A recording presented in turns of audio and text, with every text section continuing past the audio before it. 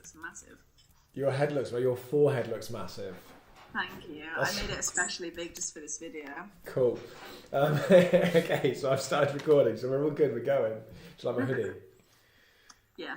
Okay, so we did a really cool video yesterday. I had to see it last night. I didn't even give it to Paul. I had to see it last night. I even did the clicks, and it looked great. And I was like, I showed Emma very quickly. She's like, you can't publish that. I was like, what? Why not? She said you can't do it till the 14th. So I was like, bloody one show. So we have a great episode coming on the 19th, I think it is, of December, or whatever the Tuesday is after the 14th. So that's cool. The 19th, yeah. Yeah, so we'll do that. So that's episode 6, but now we're going to do episode 3.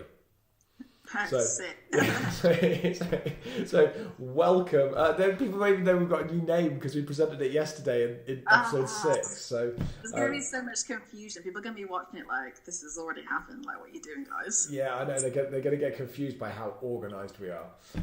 So our production team are like proper high budget and behind the scenes. It is. It's like, you know, when they film like Game of Thrones, and sometimes they film like the last episode before they even do the first one. Yeah. We're like that. So really, we're winning at life. Just with a slightly smaller budget. So we've got a new name, haven't we, for the show? We have got a new name. And it is... Done it again. Hey? No.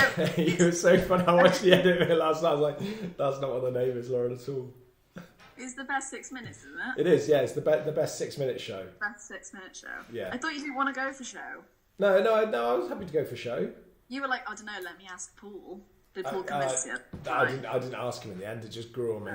It just grew on me. So yeah, the best 6-minute show. The best 6-minute show. It'll be on Netflix one day.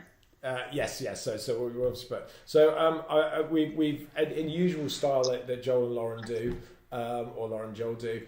We don't really kind of plan these that much, do we? We kind of just go with it and wing it. I thought what we could do today is we could actually, or one of the things we could do today is we could plan what we're going to do for future shows very quickly, and then people can see it. I know what we should do for next week's.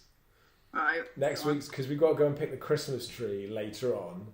We've got to pick the Christmas tree later this week for the prison, the massive one, like the 22 foot tree.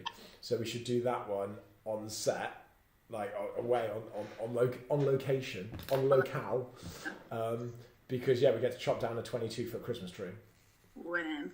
So I feel like I'm not going to have a leg by the end of it. 'Cause I'm going to end up chopping my leg off. That'd be fine. And then I was debating. It'd be interesting actually to hear more about your Christmas Farye in a sec. But I was debating about whether we should start interviewing other people, but actually having kind of picking up on like topics that are kind of in the media at the moment and the news and stuff like that, and start throwing our opinions at them. Yeah, I mean, we love checking our opinions at things. Yeah, so who better to advise on Brexit than you and I?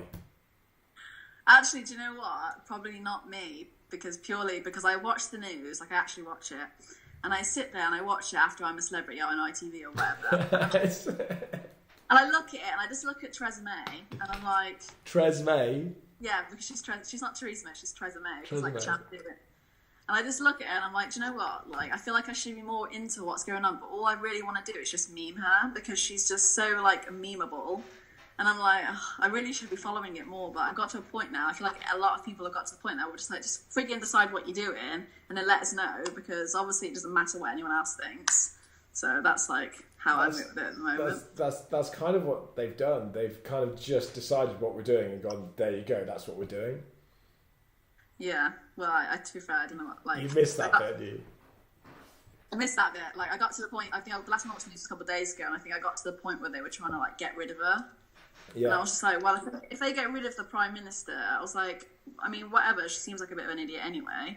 I was like, but at the same time, I was like, if we get rid of our Prime Minister, I was like, how's that going to look to everyone else? It just looks like a bunch of, like, politicians throwing the toys out the pram. You can't decide who's going to, like, lead the country. But when your benchmark is Donald Trump, it doesn't really matter. Oh, no, that's true. But, like, it's like squabbling, isn't it? We look like an idiot. We can't get our, like, stuff together, can we, really? If we're, like, fighting for who's going to be Prime Minister because someone doesn't agree with someone else. And I'm like, oh, we just look pathetic. This is totally it. We definitely need to do more stuff like this and be talking about, like, the hot topics, and like the planning application for the Dana Bridge and stuff like that.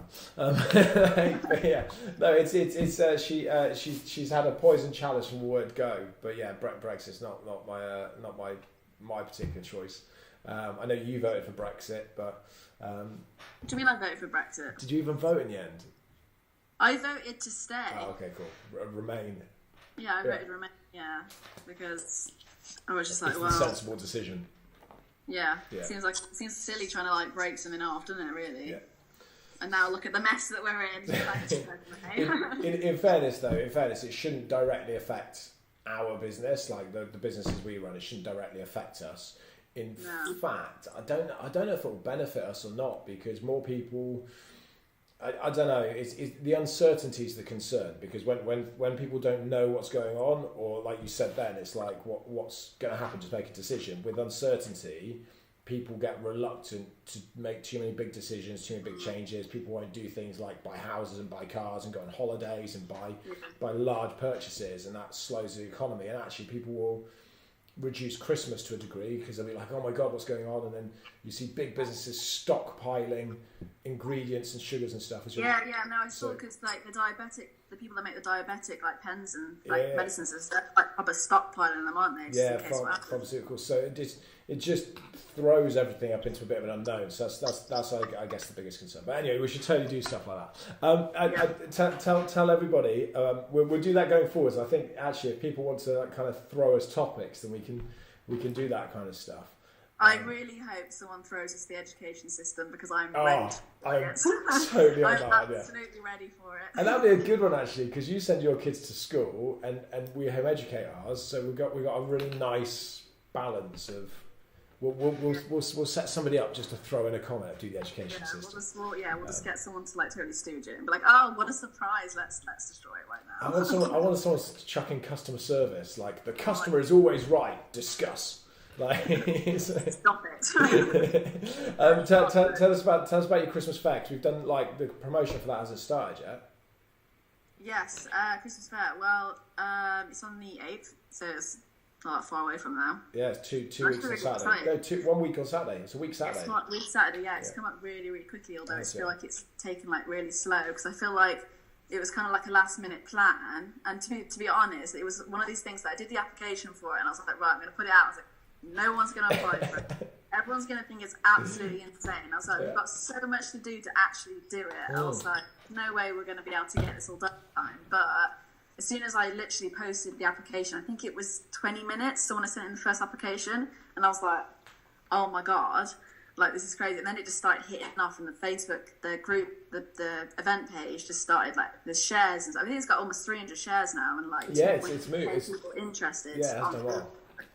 And then the applications just came like so many in. Like to a point now, I've got like probably about 5 or 6 people on a reserve list, because I filled out every single cell. It was the work behind the scenes. Like Chrissy's just sent me some photos of it. I think I'll just see if I can drag them up. But yeah, Chrissy's just been in, so she took some photos of the cells, how they looked before. So let me just see if I can. I'll impose this into the.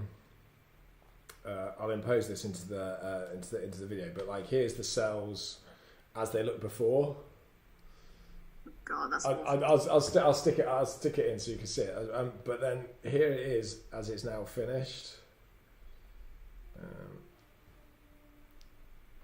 It's such a difference, isn't it? Yeah, the bed's obviously out, and like it's just so clean and tidy and painted, and the guys have worked. Toilet seat covers. Cheers, Shane. The team have worked so hard and so quickly. Yeah, totally. And they delivered it in such a good, like, it's looked so much better than I thought it was going to look, and I thought it was going to take ages, but actually I think the last touches are going on today. Yeah. And then with that, it's done. Cool. I mean, we might have to, when it comes to the next one, we might have to do a couple touch-ups, just because obviously the temperature will drop again. It's the behind the scenes stuff, isn't it? Kind of people just think, oh, it's fine, we just rock up, do this, and off we go.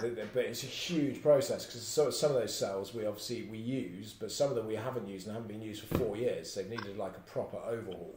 Yeah, like cell 22, like we make a point of like talking about it on the ghost tours, about how, because it's notoriously a sort of like a haunted cell, that it used to be Frankie Fraser's, and no one's touched it for years and years and years and years.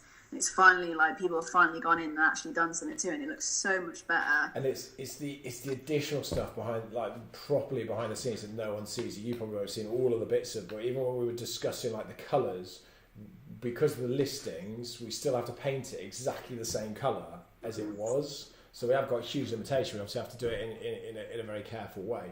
But yeah, so it's on the 8th, isn't it? Your Christmas fair. It opens at 10, closes at 5. Yeah. It's free entry, so it's across the ones, so the ground floor of A wing. So it's disabled accessible as well. It's an accessible wing. We've got the prison van out, and we've got prison officers chatting about the tours and all the things we do at the jail. There's a hot chocolate vendors, and they're outside. Yeah, there's those different bits and bobs, from like crafts to cakes to hot chocolates to Japanese street food. That's cool. And then we're serving mulled wine as well, aren't we? Out of segregation, we're serving mulled wine. So that's the beauty of these things. It's like out of seg, we're serving mulled wine. Oh, we've gone. I can hear you. Oh, there we are. Cool.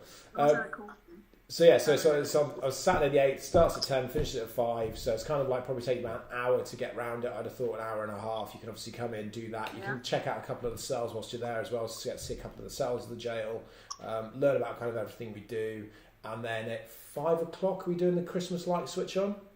Yeah, roundabout. Yeah, we've got the Dana choir. The prison choir's coming back this year. So round about that time. Yeah. Cool. And are we able to announce the celebrity turning on the lights yet? Or are we saving that for later in the week? I mean, if it's a celebrity we discussed the other day, I don't think anyone's going to be that interested. No, I think we can get a celebrity to come and turn on the lights. Yeah, we could. Yeah. Have we got a vet coming that week? So okay, cool. So that's the Christmas fair. All right. So I think we're obviously off later this week, aren't we, to pick a Christmas tree? So that's going to be eventful. So we'll do that, and then we'll have to start seeing people comment in. So guys, send us comments about what you want us to discuss and what you want us to do, and then we will do it. And we've still got to do the drop kick at some point as well. Yes. Oh my god, I'm so excited. So cool. All right. Look, I've got work to do. You're on holiday, so I think we should kind of bring our episode to a close for episode 3. For the best 6 minutes. The best 6 minutes. The best 6 minute show. And then we'll catch everyone back up for episode 4, which is going to be us cutting down a 22-foot Christmas tree and then putting it up in the prison. So should be good fun. Cool.